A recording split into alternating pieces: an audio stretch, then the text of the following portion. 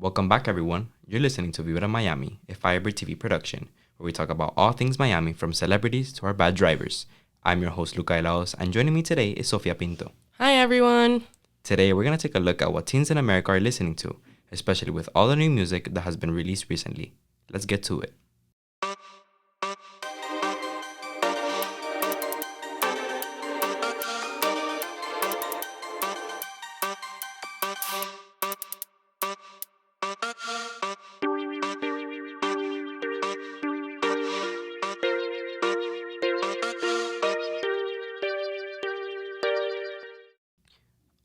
There's been a lot of new releases in music recently, especially in artists that were already popular. One of them is SZA with her album SOS. Yeah, it dropped in like December, right? It dropped in December, yes. And to be honest, I listened to the album. I thought it was good. One of my favorite songs from it is Kill Bill. I know, kind of cliche, but it's a good song. And I think it's more about like the album as a whole is more about like growth in a way. Yeah. And I feel like that relates to a lot of people. And I feel like that's why it's popular. Yeah, I mean, I haven't listened to the whole album, but I've heard pieces. I've heard a couple songs, but I've heard most of it on TikTok because it's really popular right now. And yeah, Kill Bill seems like really good. Well, I listened to that one completely, but people seem to like it because people are making a lot of videos about it and stuff. Another artist is Taylor Swift. She's recently been blowing up, especially Yeah. with her concerts, and people have been like, buying tickets, and like her concerts are sold out. I personally don't listen to her. Oh my, I love Taylor Swift. What are you talking about?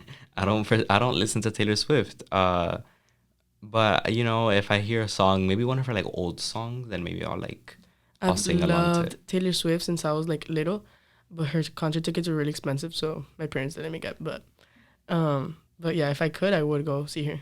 We're gonna do one more artist. I think Harry Styles. I love Harry Styles. I went to go see Harry Styles actually not last October, but the October before that one, and he's super talented. His songs, like the meaning they have behind them and everything, I think he's a super talented artist.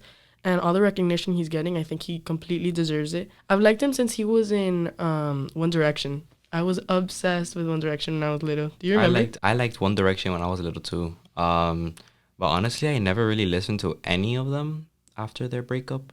But yeah, I think Harry Styles is the one that has really like kind of put himself out there, and he definitely deserves all the recognition he's getting, especially like he makes good music. Yeah. Like I can sing along to one of his songs without missing a beat. And I think this is a good point to kind of switch it up a little bit. Let's talk about artists that teens in Miami are listening to. We're a Yeah. Miami production. We're all Miami, as you can hear my accent, all Miami. Yeah. So I think the number one artist in not just Miami, but like Latin America as well is Bad Bunny. Yeah. Bad Bunny has blown up. Recently, but not even recently. He's been pretty famous over the years, but yeah, his music's really good, really really good. I like his music. I love his features, his collabs. One of my favorite songs of his right now is actually a collab. It's not his song, but he features on it. It's actually La Jumpa with Arcángel. It is a really good song. I love it. I play it all the time in the car. I was listening to it, I think maybe like 20 minutes ago before I came Really? here and I started recording this. But yeah, I feel like not just that song, but Bad Bunny as a whole as an artist has shaken up the music industry. Yeah, and I also feel like he's given more representation to Latin America because most singers that are really popular are either American or that Americans listen to. They're either American or they're from England or something like that. So I think he's really putting Latin American artists on the map. Bad Bunny has done well in representing Puerto Rico as well.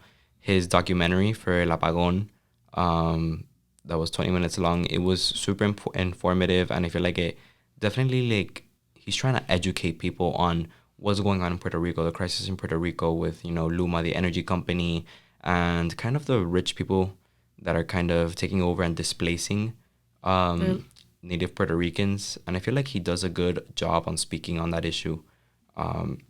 And I feel like that's what really appeals him to people. Yeah, he makes sure to mention Puerto Rico a lot in his songs, which I also think is really cool because it shows like that he's proud of where he's from and his roots, which I honestly respect a lot. Another artist who's kind of been dominating recently is Shakira. Yeah. especially with her latest collab with Bizarre Rap. Yeah, I find it really interesting how he said rap doesn't put a title to his songs. Like he just puts it session and a number, which I think is really unique and pretty different.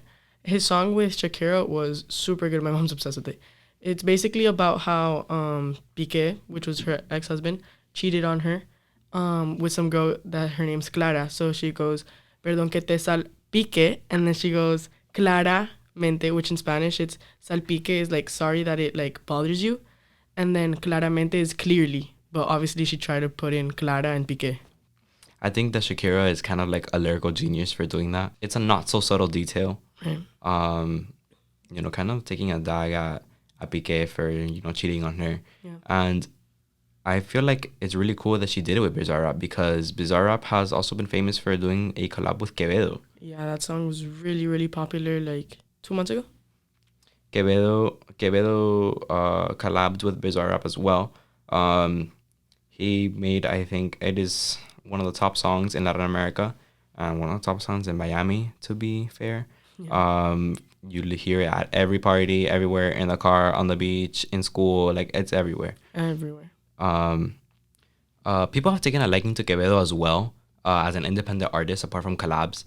I feel like I see more and more people listening to him and his songs, and every time I'm scrolling on Snapchat, I see my friends, they posting their songs, and they're posting, that they're listening to him, and I feel like that's cool. Like, it's cool to see how artists kind of like evolve and come to light.